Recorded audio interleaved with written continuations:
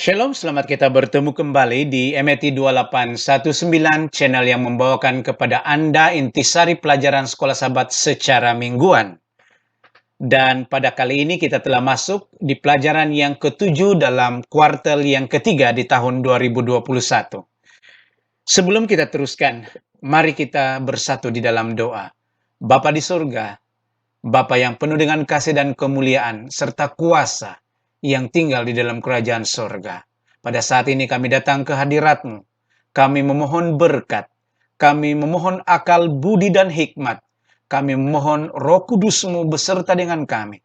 Supaya intipati pelajaran sekolah sahabat ketujuh ini kami dapat fahami dan kami dapat menguatkan kehidupan rohani kami dengan intipati yang kami telah fahami dan pelajari ini. Terima kasih Tuhan untuk kasih-Mu. Terima kasih Tuhan untuk jawaban-Mu yang pasti. Di dalam nama Yesus, kami bersatu di dalam doa. Amin. Saudara-saudara yang terkasih dalam Tuhan, ayat hafalan kita pada kali ini terdapat di dalam Kejadian pasal 45 ayat yang kelima, dan di dalam ayat ini dikatakan, tetapi sekarang janganlah bersusah hati dan janganlah menyesali diri, karena kamu menjual aku ke sini, sebab untuk memelihara kehidupanlah Allah menyuruh aku mendahului kamu. Ini adalah kata-kata Yusuf kepada saudara-saudaranya yang bertemu dengannya. Saudara-saudara yang terkasih, sebagai latar belakang kepada pelajaran kita, saya ingin menyatakan bahwa kita masih mempelajari tentang Yusuf dan bagaimana Yusuf yang mempunyai jati diri yang mulia dan yang besar ini, yang mana kita boleh pelajari dan contohi di dalam kehidupan rohani kita. Disingkatkan cerita, Yusuf yang telah mentafsir mimpi Firaun telah dilantik menjadi Perdana Menteri di Mesir. Perdana Menteri bukan suatu jawatan yang sangat kecil, ia suatu jawatan yang sangat besar. Di dalam bahasa Alkitab dibahasakan sebagai penguasa di Mesir. Kuasa Yusuf sangat tinggi. Hanya yang membezakan dia dengan Firaun adalah bahwa Firaun tetap kuasa nomor satu, yaitu sebagai raja di Mesir. Pada waktu Yusuf dipanggil mentafsir mimpi Firaun, itu tidak berlaku secara kebetulan, tetapi dia berlaku oleh sebab sarana dari juru minum istana yang mengetahui tentang kebijaksanaan Yusuf ketika dia berada di penjara bersama dengannya. Yusuf mentafsir mimpi juru minum itu tepat seperti yang dikatakan dalam tafsiran Yusuf. Juru minum kembali diangkat menjadi juru minum istana. Mimpi aneh Firaun tidak dapat ditafsirkan oleh sesiapapun. Tetapi juru minum ini yakin bahwa Yusuf dapat melakukannya. Yusuf dipanggil, menyembah, dan menyatakan, seperti yang terdapat dalam Kejadian pasal 41 ayat 16, disebutkan dalam ayat ini, Yusuf katakan kepada Firaun, bukan sekali-kali aku, melainkan Allah juga yang akan memberikan atau memberitakan kesejahteraan kepada tuanku Firaun. Dan mimpi itu adalah mimpi yang menyatakan apakah yang akan berlaku pada 7 tahun ke hadapan. Dan selepas 7 tahun ke hadapan, ada 7 tahun di hadapan lagi yang akan diberitahukan oleh Tuhan kepada Firaun sebenarnya. Dan apakah 7 tahun pertama itu? 7 tahun yang subur, yang mempunyai penghasilan berlipat kali ganda. Kemudian disusuli dengan 7 tahun yang tidak mempunyai penghasilan, yang boleh mendatangkan kebinasaan akibat kelaparan yang berpanjangan selama 7 tahun. Kemudian Yusuf menyatakan lagi kepada Firaun, "Tuanku harus mencari orang yang bijaksana supaya pada 7 tahun subur, 7 tahun kelimpahan, maka orang itu boleh mengurus dan menyimpan di gudang-gudang makanan-makanan yang boleh menjamin kelangsungan hidup sepanjang 7 tahun berikutnya yang tidak subur dan tidak ada penghasilan."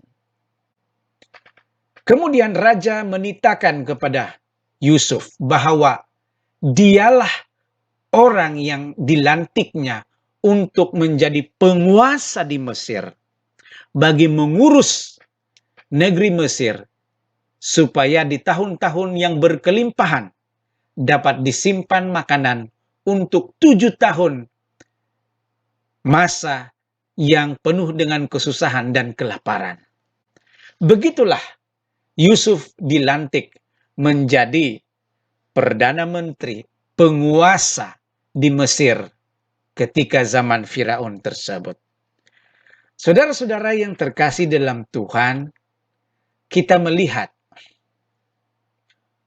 bahwa rupa-rupanya 7 tahun berkelimpahan itu dan juga 7 tahun menyusul 7 tahun tidak ada penghasilan dan kelaparan memanjang berlaku. Tidak hanya berlaku di Mesir, tetapi di banyak tempat di persekitaran yang ada di Timur Tengah waktu itu. Malahan pada waktu itu turut terkesan adalah Kanaan, tempat tinggal Yakub, anak-anaknya, yang juga merupakan ayah kepada Yusuf dan saudara-saudara kepada Yusuf. Saudara-saudara yang terkasih di dalam Tuhan, karena rahasia ini hanya diketahui oleh Yusuf dan rakyat jelata yang ada di Mesir, maka di Kanaan mereka tidak berusaha menyimpan untuk 7 tahun berikutnya. Sehingga Yakub apabila kehabisan makanan di tahun-tahun tidak ada penghasilan dan kelaparan berlaku itu, mereka terpaksa mau mencari sumber makanan yang lain. Dengan demikian, Yakub mengarahkan anak-anaknya, saudara-saudara Yusuf itu, melalui perjalanan yang jauh untuk pergi ke Mesir dan membeli makanan. Disinilah Yusuf kembali berjumpa dengan saudara-saudaranya. Di dalam pembelajaran kita kali ini, subtopiknya adalah berhadapan dengan masa lalu. Menyediakan pentas, mengampuni dan melupakan, menjadikannya praktikal, mendapatkan ketentraman setelah pengampunan. Saudara-saudara yang terkasih di dalam Tuhan, di dalam subtopik yang pertama, apakah intipati penting? Baik, kita tidak payah berpanjang-panjang dengan subtopik ini. Kita hanya perlu tahu bahwa ketika saudara-saudara Yusuf datang ke Mesir untuk membeli makanan, mereka terpaksa berhadapan dengan Yusuf walaupun mereka tidak kenali. Tetapi fakta yang kedua ialah Yusuf mengenali mereka. Yusuf malah ingat bahwa mereka ini atau saudara-saudara Yusuf ini telah menganiaya dia ketika dia bersama-sama dengan mereka di kemah bapaknya. Yusuf mengetahui bahwa mereka ini adalah orang-orang yang mempunyai sifat cemburu yang sangat tinggi. Iri hati, malah mereka ini mempunyai keinginan, niat untuk membunuhnya satu ketika dahulu. Tetapi mereka datang sebagai orang-orang yang memerlukan pertolongan waktu itu. Orang-orang yang memerlukan makanan untuk menyambung kehidupan mereka. Orang-orang yang berkeperluan, yang serba kekurangan dari segi makanan. Dan Yusuf adalah seorang yang setia kepada hukum-hukum Alkitab. Di dalam Keluaran pasal 22 ayat 21 hingga 23 dan di dalam Imamat pasal 19 ayat 14 dan 32 dan seterusnya, kita melihat di dalam ayat-ayat ini tentang bagaimana hukum Alkitabiah yang merujuk kepada orang asing yang ada di tempat mereka. Nah, kita lihat dan baca ayat ini sebagai posisi kita, Yusuf, yaitu orang yang menerima tamu dari luar yang memerlukan pertolongan daripadanya. Pertama, di dalam Keluaran pasal 22 ayat 21 katakan, janganlah kau tindas atau kau tekan seorang asing, sebab kamu pun dulu adalah orang asing di Mesir. Dalam ayat ke-22, seseorang janda atau anak yatim janganlah kamu tindas. Ayat 23, jika engkau memang menindas mereka ini, tentulah aku akan mendengarkan seruan mereka jika mereka berseru-seru kepadaku dengan nyaring. Kemudian di dalam Imamat pasal 19 ayat 14 dan di ayat yang ke-32, apakah prinsip Alkitabiah yang dipegang Yusuf?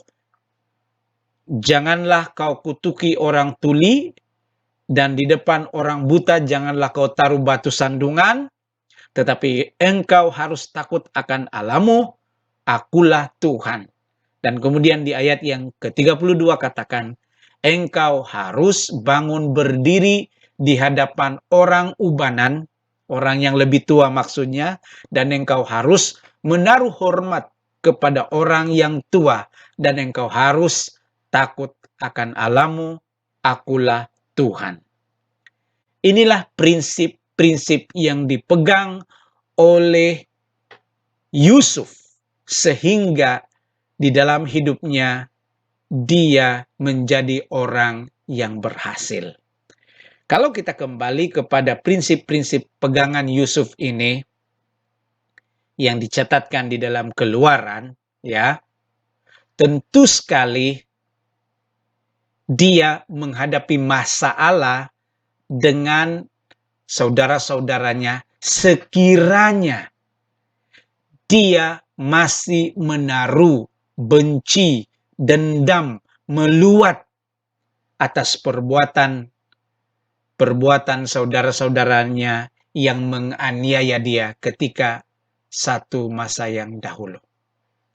Tetapi di sini kita lihat, walaupun begitu keadaan yang telah berlaku kepada Yusuf di rumah bapaknya bersama-sama dengan abang-abangnya atau saudara-saudaranya yang memperlakukannya dengan kejam itu, dia mengampuni mereka, melupakan mereka. perbuatan-perbuatan mereka kepadanya. Malahan pada waktu ini, dia mencari tahu tentang keluarga, tentang ayahnya, dengan mengajukan beberapa pertanyaan kepada saudara-saudaranya yang datang kepadanya. Lalu mereka menjawab kepadanya di dalam Kejadian pasal 42 ayat 13. Hamba-hambamu ini 12 orang. Kami bersaudara, anak dari seorang ayah di Kanaan. Tetapi yang bungsu sekarang ada pada ayah kami dan seorang sudah tidak ada lagi. Pengakuan yang jujur daripada saudara-saudaranya. Dan kalau kita baca terus, Yusuf juga bertanya tentang bapa mereka apakah masih hidup, apakah masih sehat, untuk mengetahui keadaan mereka. Ya, ada sedikit perkataan provokatif kepada mereka di dalam Kejadian pasal 42, dituduh oleh Yusuf bahwa mereka ini adalah pengintai. Tetapi jawab saudara-saudaranya ini, kami ini sekalian anak dari satu ayah. Kami ini orang jujur. Dan hamba-hambamu ini bukanlah pengintai. Ya, inilah jawaban mereka. Saudara-saudara yang terkasih, Yusuf telah berhadapan dengan masa lalunya. Dan dia telah melakukannya dengan jiwa yang besar. Dan dengan cara yang benar.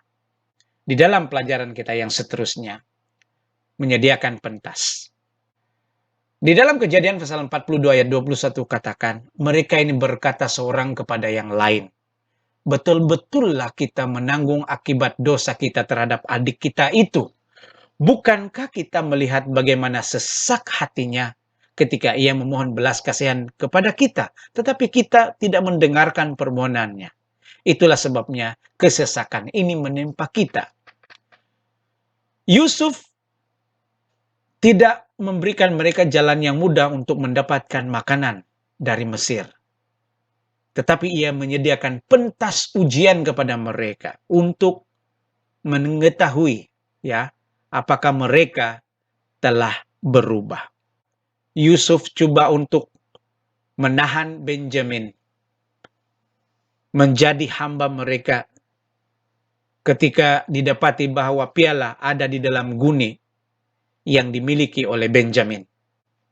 Tetapi di dalam ayat-ayat seperti Kejadian pasal 43 ayat 34, Kejadian pasal 44 ayat 33 dan Kejadian 44 ayat 34 menyatakan bagaimana Yahuda betul-betul merayu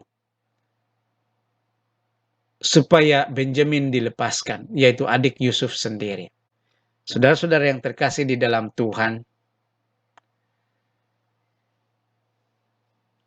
bagi Yusuf untuk mengampuni mereka, pada pikiran manusia seperti kita, memanglah sukar. Tetapi di dalam subtopik yang seterusnya disebutkan mengampuni dan melupakan.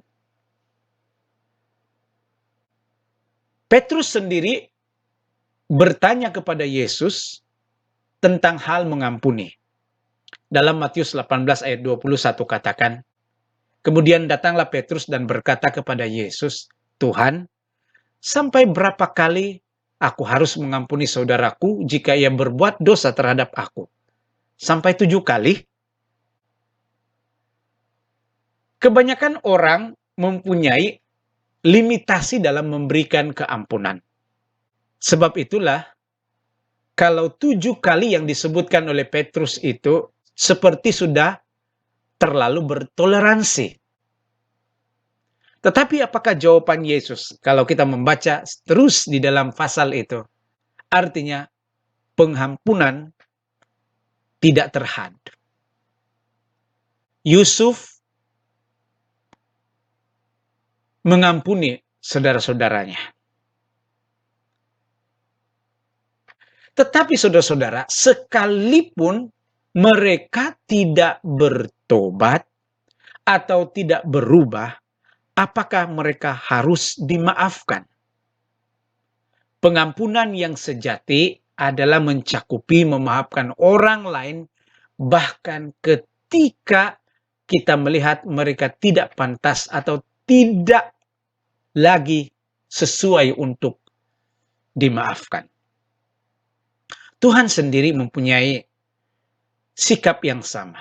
Kasih Tuhan mengampuni kita tanpa syarat. Bahkan ketika kita tidak layak untuk diampuni, Tuhan masih mengampuni kita. Kita mengampuni sebenarnya ada keuntungannya. Ketika kita memaafkan orang lain, kepahitan dalam hidup kita hilang. Masa lalu kita tinggalkan. Dalam bahasa Inggris, kita boleh move on. Dan kita dapat melanjutkan kehidupan kita dengan kasih dan penerimaan. Ayat di dalam Rom pasal 4 ayat 7 katakan, berbahagialah orang yang diampuni pelanggaran-pelanggarannya dan yang ditutupi dosa-dosanya. Di dalam subtopik yang seterusnya dikatakan menjadikannya praktikal. Mari kita lihat di dalam Lukas pasal 6 ayat 27 hingga 28. Di dalam ayat ini katakan, tetapi kepada kamu yang mendengarkan aku berkata, kasihilah musuhmu, berbuatlah baik kepada orang yang membenci kamu, mintalah berkat bagi orang yang mengutuk kamu, berdoalah bagi orang yang mencaci kamu. Kadangkala kita disakiti orang lain. Kesakitan itu bukan setakat berupa ancaman secara psikologi barangkali, tetapi melibatkan kecederaan fisikal yang merosakkan hidup kita, yang menyebabkan kita merasa diri kita hancur, hati berkecai, dan kebencian meluap-luap. Tetapi, apakah kita perlu menyimpan kebencian dan kepahitan itu untuk selama-lamanya? Selagi mana orang yang melakukan hal itu kepada kita tidak memohon keampunan. Kitalah yang harus memutuskan sama ada untuk memaafkan ataupun tidak. Tetapi seperti Yusuf, dia telah memaafkan saudara-saudaranya.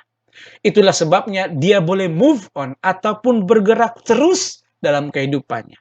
Walaupun dia mengalami masa-masa yang sukar. Sejarah-sejarah yang hitam dan yang melukai hatinya. Kadangkala apabila kita diperlakukan tidak adil oleh musuh kita merasa marah. Tetapi apa yang kita boleh lakukan adalah meluahkannya kepada Tuhan. Di dalam Mazmur pasal 59 ayat 12 dan 13 dan di dalam Mazmur 69 ayat 23 dan 24 adalah contoh bagaimana kita boleh meluahkan rasa kesakitan kita kepada Tuhan. Mari kita bacakan ayat-ayat ini.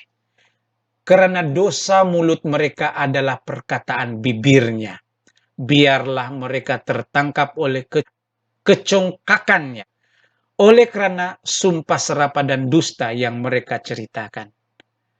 Habisilah mereka dengan geram. Habisilah sehingga mereka tidak ada lagi. Supaya mereka sadar bahwa Allah memerintah di antara keturunan Yakub sampai ke ujung bumi. Kemudian di dalam pasal yang ke-69 ayat 23 dan ayat yang ke-24 disebutkan, biarlah mata mereka menjadi gelap sehingga mereka tidak melihat.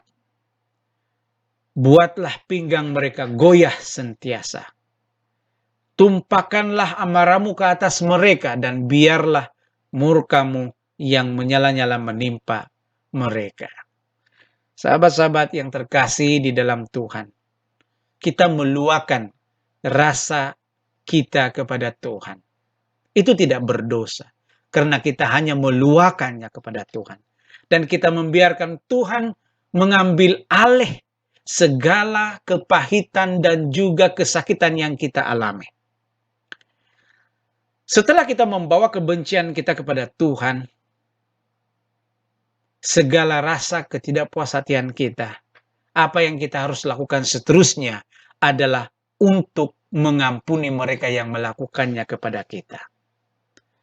Kita tidak di posisi untuk membalas dendam kepada mereka. Itulah sebabnya di dalam Lukas pasal 6 ayat 27 hingga 28 katakan, kasihi musuhmu dan berbuat baik kepada mereka yang membenci kamu. Minta berkat bagi orang yang mengutuki kamu dan berdoa bagi mereka yang mencaci kamu. Yesus mati di kayu salib. Disalib ketika dia dipermalukan, dicaci, dimaki, dan segala macam ejekan diberikan kepadanya. Dan dia disakiti, malah paku yang tertancap di tangannya dan di kakinya membuatnya begitu sakit sekali. Apa yang Yesus ucapkan di dalam Lukas pasal 23 ayat 34, dia katakan, ya Bapa, ampunilah mereka, sebab mereka tidak tahu apa yang mereka perbuat. Inilah kasih. Saudara-saudara, satu lagi fakta penting di sini adalah, walaupun adalah ganjil bagi orang yang disakiti untuk mengambil langkah yang pertama untuk mengampuni. Tetapi menurut Alkitab, kitalah yang harus mengambil langkah yang pertama untuk mengampuni orang yang bersalah kepada kita, walaupun mereka belum datang kepada kita untuk memohon keampunan dari perbuatan mereka. Di dalam Kejadian pasal 46 ayat 29 disebutkan, Yusuf memasang keretanya dan pergi ke Goshen, mendapatkan ayahnya Israel ataupun Yakub. Ketika ia bertemu dengan dia, dipeluknyalah leher ayahnya dalam masa yang lama, menangis pada bahunya. Dan pada waktu itu, akhirnya mereka tinggal di Mesir untuk beberapa tahun lamanya, selama hayat bapa mereka Yakub, sehingga mereka menjadi bertambah banyak di sana. Selepas 17 tahun mereka tinggal di tanah Goshen, di Mesir, Yakub meninggal dunia. Dan ketakutan kembali di dalam pikiran saudara-saudara Yusuf. Sebab mereka menyangka Yusuf berbaik-baik dengan mereka hanya karena menghormati ayah mereka Yakub. Tetapi setelah Yakub mati, maka Yusuf bebas untuk membalas dendam perbuatan saudara-saudaranya itu. Tetapi kemudian, apa yang telah terjadi di sini kita lihat di dalam Kejadian pasal 50 ayat yang ke-20. Yusuf mengatakan kepada saudara-saudaranya, memang kamu telah mereka-rekakan yang jahat terhadap aku, tetapi Allah telah mereka-rekannya untuk kebaikan. Dengan maksud melakukan seperti yang terjadi sekarang ini, yakni memelihara hidup satu bangsa yang besar. Kita lihat bahwa inilah bukti bahwa Yusuf telah melupakan perbuatan saudara-saudaranya, mengampuni dan melupakan perbuatan saudara-saudaranya. Dan pengakuan Yusuf inilah yang membuatkan hati saudara-saudaranya tentram apabila mereka dengan pasti telah mengetahui bahwa Yusuf telah benar-benar mengampuni mereka, malah melupakan ketidakadilan mereka terhadap Yusuf sendiri. Mereka mendapat ketentraman karena mereka yakin bahwa Yusuf sekarang sudah mengampuni mereka tanpa syarat. Saudara-saudara yang terkasih di dalam Tuhan, tajuk pelajaran sekolah sahabat kita pada kali ini istirahat, hubungan, dan penyembuhan. Waktu kita terputus hubungan akibat daripada suatu hal yang ada kaitan dengan ketidakadilan. Hubungan putus oleh sebab kebencian telah mewarnai hubungan kita dengan orang di sekeliling kita. Maka hubungan itu perlu dikembalikan atas semangat apa? Tuhan terlebih dahulu telah menunjukkan kepada kita bagaimana kita harus mengampuni orang yang berdosa terhadap kita. Ditunjukkan di dalam sifat, jati diri, jiwa besar pada diri Yusuf. Dan apabila kita memilih untuk mengampuni, maka hubungan itu akan terbina kembali. Penyembuhan luka-luka lama akan berlaku. Dan ketika hal ini terjadi, maka kita boleh merasakan istirahat berlaku di dalam kehidupan kita. Saudara-saudara, sebagai kesimpulan daripada pelajaran sekolah sahabat kita kali ini, kita boleh lihat di dalam tulisan Ellen G. White, buku pendidikan di muka surat 257, dan nasihatnya adalah seperti berikut. Kasih yang ditunjukkan Allah kepada kita, Ia mengajak kita untuk menunjukkannya kepada orang lain. Biarlah keinginan hati, perasaan sanggup memenuhi kebutuhan sendiri, suka membalas dendam, memandang Dia yang rendah hati dan lemah lembut, yang dituntun bagaikan domba di tempat pembantaian, tidak melawan bagaikan biri-biri yang diam di depan orang yang menggunting bulunya. Biarlah mereka memandang kepada Dia yang telah dipakukan karena dosa-dosa kita dan yang menanggung kesusahan kita, dan mereka akan belajar bertahan, tabah, dan mengampuni. Saudara-saudara yang dikasihi di dalam Tuhan, mari kita belajar dari Yesus tentang hal pengampunan. Atau sekurang-kurangnya, mari kita miliki jiwa besar seperti jiwa yang ditunjukkan oleh Yusuf yang mengampuni saudara-saudaranya yang menindas dia.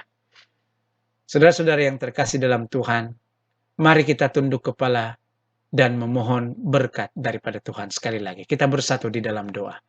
Bapa di dalam kerajaan surga, kami berterima kasih karena kami telah mempelajari intipati pelajaran sekolah sahabat kali ini. Intinya adalah kami harus mengampuni orang yang berdosa terhadap kami. Malah harus mengasihi dan harus melakukan yang terbaik kepada orang-orang yang berbuat jahat, yang melakukan kejahatan kepada kami. Kami harus mencontohi Yusuf yang berjiwa besar. Kami juga harus mencontohi Yesus yang malah mati di salib untuk menebus umat manusia yang berdosa ini. Bapa di sorga, terima kasih. Biarlah Engkau menanamkan segala intipati yang kami pelajari pada hari ini di dalam kehidupan kami, supaya kami kekal di dalam iman yang teguh kepada Engkau sampai kedatangan-Mu yang kedua kali. Ampuni dosa kami. Terima kasih untuk jawaban-Mu yang pasti. Di dalam nama Yesus kami berdoa. Amin. Selamat kita bertemu lagi di pelajaran yang akan datang. Subscribe, tekan lonceng, like, comment, share. Tuhan memberkati Anda.